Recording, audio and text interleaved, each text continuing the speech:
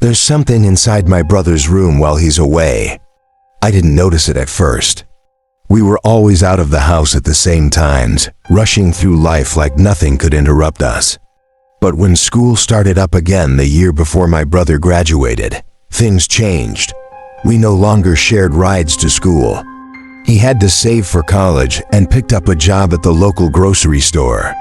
It paid well, but the hours were brutal: early mornings, long shifts. He promised we'd still see each other when I got home from school. That's when the noises began. It was the first day of school. I was getting ready in the Jack and Jill bathroom. We'd shared our whole lives when I heard it, the familiar groan of his mattress, the sound it made when someone rolled over on it, ... I called, pausing mid-brush. "I thought you had work this morning." No answer. Just soft rhythmic breathing, like someone deep in sleep. I frowned. Maybe he slept in? Before I went to wake him, I figured I'd check with my parents. Maybe he wasn't feeling well. I walked out to the railing overlooking the kitchen below. My parents were there, laughing over coffee. Back then, we lived in a house my mom had designed, a two-story with an open upstairs hallway that overlooked the main living space. The hallway led to our rooms, mine and Eddie's. "Mom, Dad, doesn't Eddie have work today?" They looked up, confused. "Of course," Dad said, setting his mug down. "Why? Are you worried about getting to school? I told you." "No," I interrupted. I thought I heard him." Mom's brows knit together. "He left hours ago. I saw him go myself." My stomach dropped. I turned back toward the hallway, my heart pounding. If Eddie wasn't home, who was in his room? Slowly, I crept toward his door. The air felt heavier with every step, a chill snaking up my spine. My hand trembled as I nudged the door open. The room was empty. I let out a shaky breath and stepped inside, inspecting the bed. Perfectly made, not a wrinkle out of place. Had I imagined it? Maybe I was overtired, the stress of a new school year playing tricks on me. I convinced myself it was nothing and moved on. Life went back to normal: school, studying, friends, chores. Days blurred together. Whatever I'd heard that morning, I forgot about it. Until winter break. Eddie was working through the holidays, one of the few willing to take the shifts. I was home alone, something I usually didn't mind. The quiet was comforting, until I heard it again. I just finished washing my hands. The water stopped, leaving silence in its wake. And then came the sounds: low, labored breathing, louder this time, sheets rustling, like someone thrashing in bed. My blood ran cold. I froze, every muscle locked in place, my ears straining. I knew Eddie wasn't home. His car wasn't in the driveway. So who or what was in his room? The breathing grew louder, the rustling more frantic, as if whatever was in there knew I was listening. I leaned down, ever so slowly, careful not to make a sound, and peeked under the door. The second my eyes reached the gap, a sickening wave of dread washed over me. Every instinct screamed that I shouldn't be looking, that whatever was in there wasn't meant to be seen. My stomach churned violently, the nausea so overwhelming I thought I might vomit right there on the floor. But I didn't see anything, or at least not clearly. From my crouched position, all I could make out were the sheets on my brother's bed, bunched up unnaturally, as if something or someone was curled inside them. I shot upright, my body moving faster than my mind could process. Panic surged through me, and I bolted from the bathroom, tearing down the stairs like my life depended on it.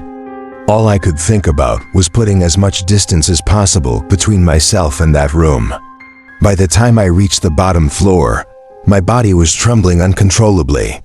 My breaths came in heavy, ragged gasps, no matter how desperately I tried to calm myself. Tears streamed down my face as I clamped a hand over my mouth to stifle a sob. What was happening to me? It felt like some primal part of me, something ancient and buried deep, was warning me of an unspeakable danger, a threat that couldn't be reasoned with. I locked myself in my father's study, desperately trying to regain control. "You're just freaking yourself out," I whispered, my voice shaking. You're overtired. It's just stress. Just stress. But deep down, I knew that was a lie. Something was wrong. Terribly, horribly wrong. I had never believed in the supernatural. Ghosts, spirits, monsters, they were just stories to me, nothing more. But now I wasn't so sure. What else could explain what I'd just seen? Desperate for answers, I turned to the computer in my father's study. I hesitated, my fingers hovering over the keyboard, before typing in my address. Maybe this wasn't the first house built here. Maybe something terrible had happened on this land, long before my family arrived. But my search came up empty. No records of previous houses, no whispers of hauntings or tragedies. Just a blank void where I'd hoped to find an explanation. That didn't stop my mind from spiraling. Who's to say what happened here centuries ago?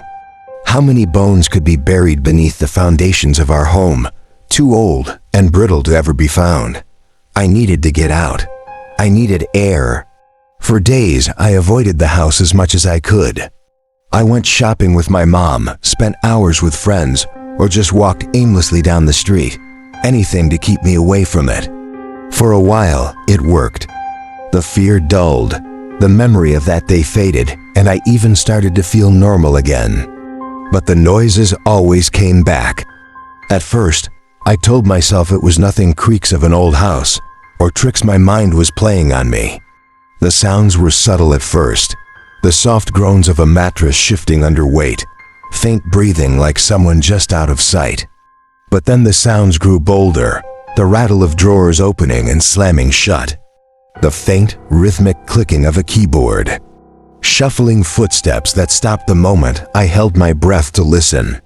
I told myself it was my imagination, my brain filling the silence with echoes of my brother's absence.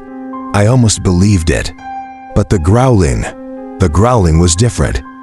Deep, guttural, and unnatural, it reverberated through my chest, making the hairs on my neck stand on end. Every time I heard it, my blood turned to ice. I stopped using the bathroom we shared unless I absolutely had to, avoiding the hallway entirely when I could. My days became a delicate dance of fear and denial. I told no one, not my parents, not my friends, not even Eddie. This was my new normal. Living in quiet terror of whatever shared our house, pretending it wasn't there. Looking back, I wonder how I ever managed to convince myself that I could live like that. Or worse, why I thought ignoring it would keep me safe. I wish I had told him. Maybe things would have been different. Everything changed the morning I heard nothing. No creaks, no groans, no soft whispers of movement. Just an oppressive, unnatural silence that pressed down on the house, like a suffocating weight.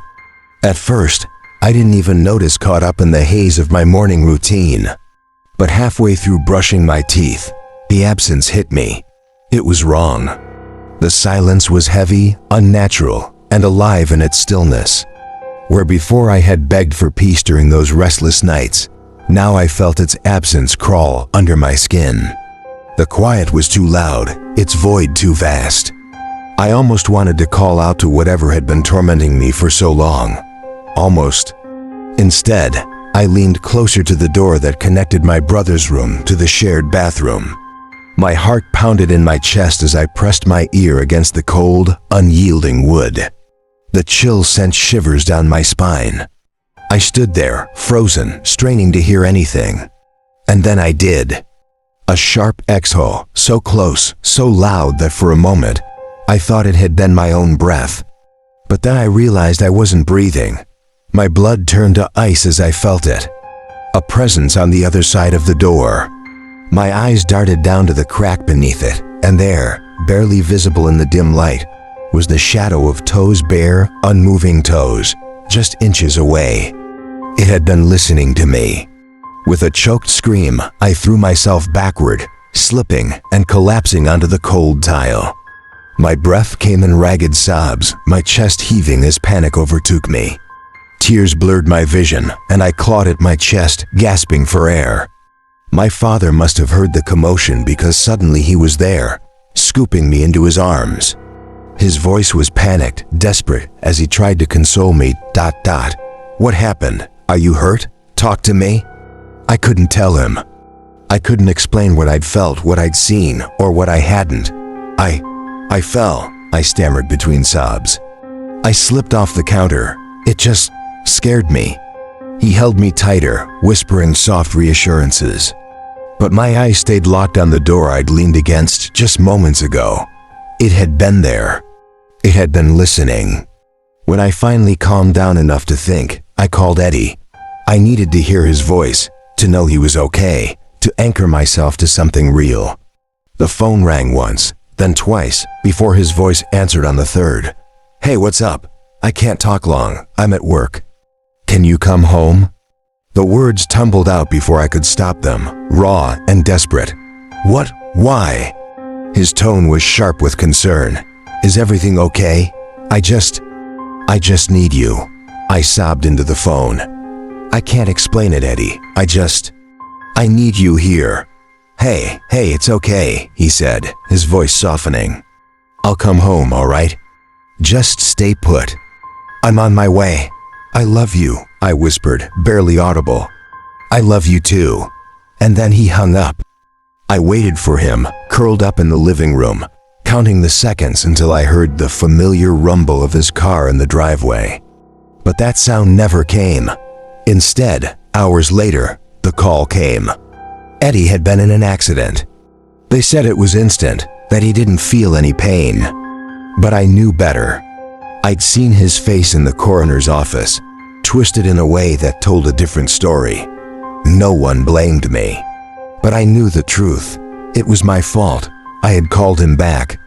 I had dragged him into whatever nightmare I had been living. The guilt never left me, neither did the sounds. Even after Eddie was gone, his room wasn't empty. The noises continued soft at first, then louder, more insistent. Footsteps, laughter, the sharp crack of drawers slamming shut. And sometimes in the dead of night, I swore I heard it growling. I moved out eventually, desperate to leave the house behind. But I wonder sometimes if it's still there, if it's waiting, if it makes sounds when no one is there to hear it. Maybe that's all ghosts really are, something that fills the empty spaces we leave behind.